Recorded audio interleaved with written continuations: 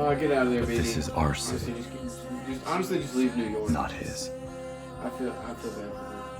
And we can take it back. Together. I feel like he's gonna defect. The weak. Yeah, that's good. Oh, she's good. She might get killed by the Punisher cops. We're strong. Okay, well, I feel like she might come back in season. Bruh, Heather is an L, bro. Sussy therapist, bro. Did we call it? Yeah, all we along? did. Bro, I'm low-key not liking Kirsten right now either, bro. Bullseye? Oh.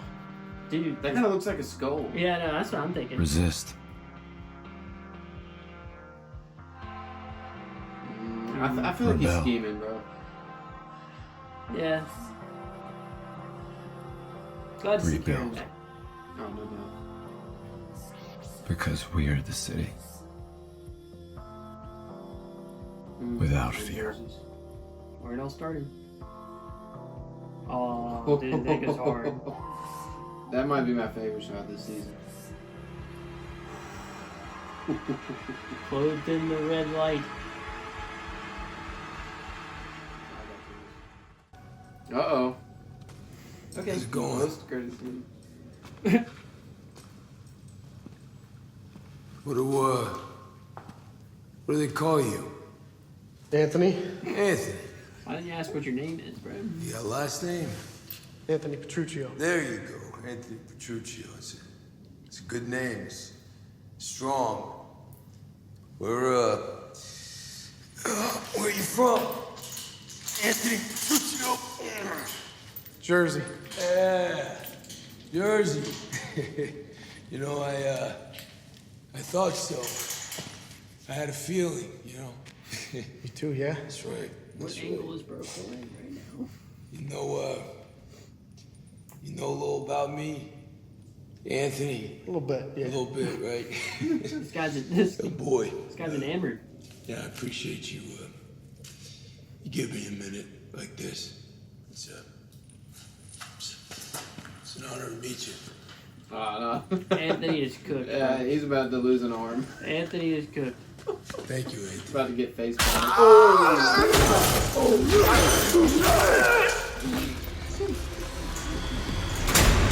They say never meet your heroes, man. Boom, you looking for this? Welcome back to BoomShot and Kill. This is Yes, Colby. sir. It's hard to believe it's already been, I can't say 8 weeks or 9 weeks because it didn't come out in 9 weeks. But we just got done watching episode 9 of Daredevil Born Again. What an episode. What an episode. That's all I gotta say, man. That's it. Review's over. You saw it in the reaction. But anyway, let's go ahead and jump right into this starting out. Oh, man. That was an experience. Oh, yeah, dude. Dude, that should have come out in theaters if you actually seen it. Honestly, man, like the excitement level I had when Matt and Frank were teaming up, it felt like the old days. It really did. Dude, nothing will beat whenever Matt knows he's about to get killed by Buck, shows up at his own house, and Frank's just waiting there. He's like, "You're the last person I expected to find." He's like, "Well, gotta call Red." No, and then I like how they tied that in with Karen too, and then she showed up. I'm glad Karen's back, but it all, really, it all makes sense. I know there's been some bumps along the way with it being like 2 seasons meshed into one, but if you take episode 1, 8, and 9 and put them together, it makes a lot of sense. Like I like what Vincent and Moorhead are cooking right now. Yeah, oh for sure. And I think season 2 is gonna really build on that. And I think where we left off in season 1 is I think where you left off in season 1 is gonna lend well to the season 2 development. So yeah, I just have to say though, my biggest takeaway is I love Daredevil, but dude, Punisher steals the show. Yeah, I mean, dude, we were going crazy whenever Punisher showed up. Dude, yeah, I have to say, man, I'm a little upset that I was grateful he showed up in the apartment, and then he got his due, and then they killed what was the dude's name? I can't. Cole North. Oh, they didn't kill him, but yeah. Well, yeah, he may. I think he's dead. He's surely dead. Yeah, there's a grenade. But dude, I was kind of mad whenever Frank comes back into it because I thought whenever they left that You talking about Powell? Yeah. Powell? No. I'm talking about the dude in Matt's apartment. I can't remember his name. It wasn't Powell. Powell's the other dude. I can't remember his name. But I I was mad because like I thought they were gonna be done with Frank, and he was like, "Stay safe" or whatever. Yeah. And Karen's like, "I know you." Yeah, care. I thought that was his last scene. Yeah, but then he shows back up, and then he goes and gets himself captured. Yeah. And Also shot multiple times, by the way. Like, what the heck? yeah, and they said to use non-lethal, so like I feel like he knew he was gonna take a beating, but I think he knew he wasn't gonna die. Yeah. But also, I mean, yeah, it seemed a little weird at first because usually he can just wipe the floor, you know, with those type of characters. But I think maybe he was plotting to get captured because he knew they wouldn't kill him because they were fanboys, as he called them. And so I think he knew that he was going to be able to get into the lair of Fisk or something along those lines. Yeah, which sets up, I mean, as we saw in the post-credit scene where you reacted to that, it sets up his special presentation, which I'm really excited for. I think, and that'll come out and kind of, I think, coincide with Daredevil Born Again Season 2, which we can pick up talking about Daredevil. I mean, everything that we kind of thought last episode, that was unconfirmed, but basically confirmed. Yeah. Vanessa called the hit on Foggy because, and I thought this was actually an interesting little tie-in that the Red Hook port is actually kind of almost a free port. Yeah, free port. Yeah. Like, or not kind of. It is a free port. Yeah. Which makes sense. Like, because I was wondering, I was like, what did Foggy stumble on in the dumb Benny case that would have been so detrimental to their business? But I think if he had written a motion to dismiss. It probably would have been like, oh, we probably need to fix that. Yeah, it would have brought it to light. Yeah. Dang, that makes so much sense. Yeah, it all makes sense now, and I hate to say it, but I think Foggy's dead. I'm officially on. I said it last episode.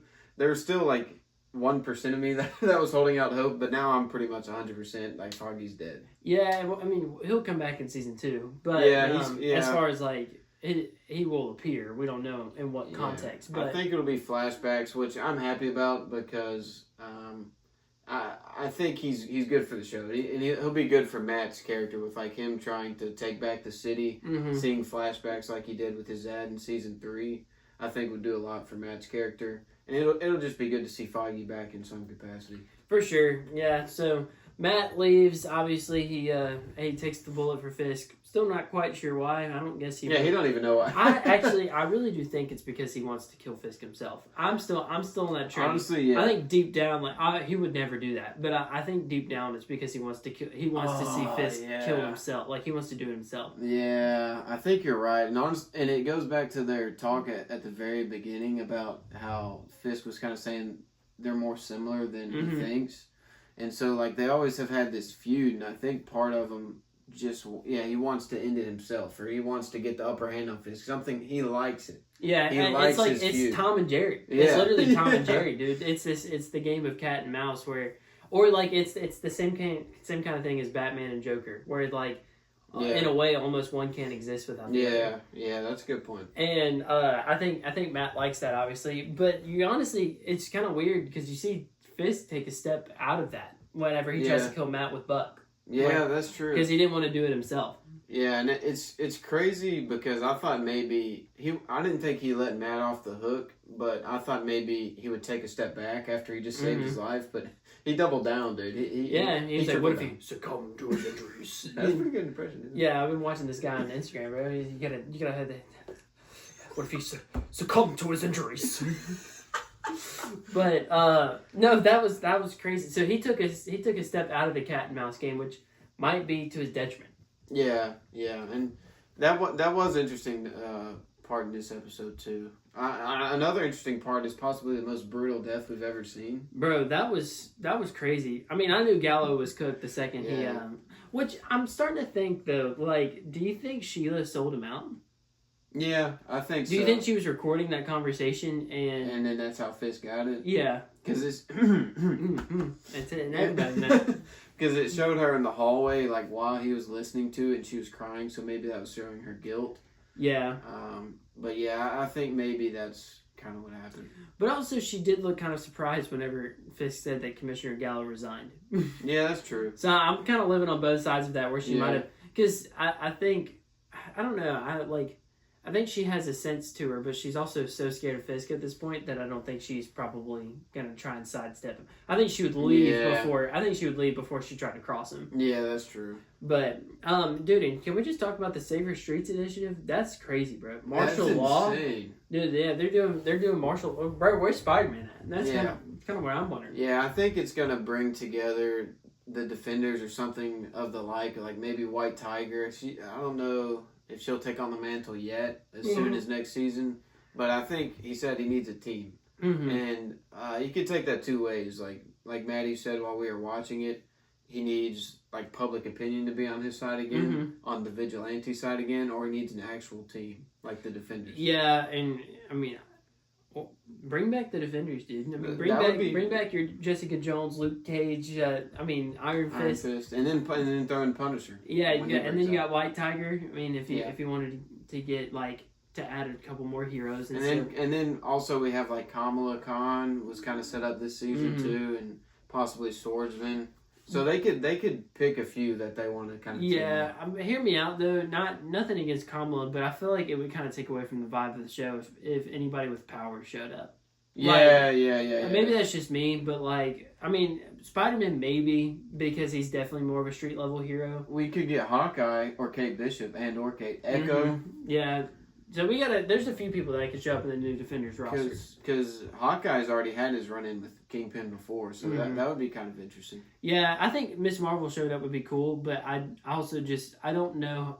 Like, I feel like the show is so grounded, and the CGI was really good and everything like that, and you just add another element of complexity. I think the same thing with Spider-Man, too. I think what would be interesting is if they gave her, like, a little season or special or something showing her, like how she deals with the martial law and how it affects Jersey City and stuff like that. That'd be kind of interesting. Yeah. So I mean that was a crazy little sequence there. I mean, I think Kingpin played me, dude. I'm not gonna lie. Yeah. I look, he thought he was falling off. Like, honestly, I looked at him differently after he ripped Gallo's face apart. Like, dude, like it was crazy. I looked at him like I used to look at Kingpin. Like, I feel like, we got hit with a bait and switch, or either we got hit with the original show wanted to kind of make him seem like he really cared for the city, and then the second show made it seem like he wasn't all along and it was for his own gain. But either way, I mean, he's Kingpin. He's Kingpin all along. Yeah, I mean, he said it. He was like, I mean, I wanted to help the city, but then he was like, an opportunity presented itself. Yeah, so, I think, like in his heart, he at least he thinks he wants to help the city. Yeah. Even though obviously he's doing it in bad ways. I mean, I guess maybe, and not to like play devil's advocate here, but technically Red Hook isn't a part of the city. So, in a way, like, I mean, I don't really know what the whole, like, I get the whole martial law thing because, like, the vigilantes and stuff like that. That's definitely a personal vendetta, but I'm interested to see. I feel like the public will have an uprising against the Safer Streets initiative. Yeah, because I mean they're not going to feel safe with this Safer Streets initiative. Dude, not with a bunch of Punisher acolytes running around, dude. That would. Who I mean, like you saw that one dude pop a cap in that kid who was stealing from the store. And then pull his mask down and say vigilante crime. Yeah, that's a good point. That seems crazy, but I think it's setting. That's what I thought it was kind of setting up for Punisher is like maybe his vendetta is against all these people. Yeah, which we kind of predicted. But I mean, I don't know, dude. There's a lot of different storylines, but Heather. Heather, dude. Heather's sussy therapist. Bro. Yeah. We kind of went back and forth, but initially we were saying sussy therapist, and it turns out now she's working for Kingpin. Yeah, dude, just what a fall from grace, man. Honestly, I have to say, not that I ever really liked her to begin with. It felt like she was stuffed in the show because Karen was absent at first, probably. But, dude, what a fall from grace, man. Yeah. I mean, I do like where her character's going, though. Like, not, for the sake of her being a good guy. Mm-hmm. But I think it could be an interesting arc. Like, I'm glad she accepted the offer because I think it makes her character more interesting and gives her a lot of potential, especially with her relationship with Matt. Yeah, I'm just looking to, like, as far as the commissioner of mental health, what is she supposed to do? Like, she's about to get a lot of work, I'll tell you that, with this. Yeah. With the martial law out right now. Yeah, people are gonna be going crazy. But, dude, overall, this, This season did have its shaky moments, but it had some high highs. I'm not gonna lie. Yeah, I mean, we got season 2 shooting now. We're gonna have Poindexter back, I'm guessing. Mm-hmm. Maybe another Muse. I think that's still a possibility. It looks like we'll get Frank, maybe some defenders, and the main thing, Benson and Moorhead are doing the whole season. Mm-hmm. So we'll get episodes 1, 8, 9, but all next season. Yeah, it'll definitely feel a little more tight knit than something we experienced this season. Although overall, I think this season definitely. I don't know if it exceeded the mark, but it hit it. Yeah, that's what I'll say. yeah, and the original show had some good parts, like episode 3, the trial with Hector Yeah. Ayala, and then I think they reshot a lot of the stuff with Frank in episode 4. Mm-hmm. But there are some good components, but it's going to be a lot more seamless next season. Yeah, so can't wait for that. That'll come out next season alongside a Punisher special presentation. That'll be great. But anyway, let us know what you guys think. Did you like this episode? Did you like the season? And thank you guys for watching. See you in the next one.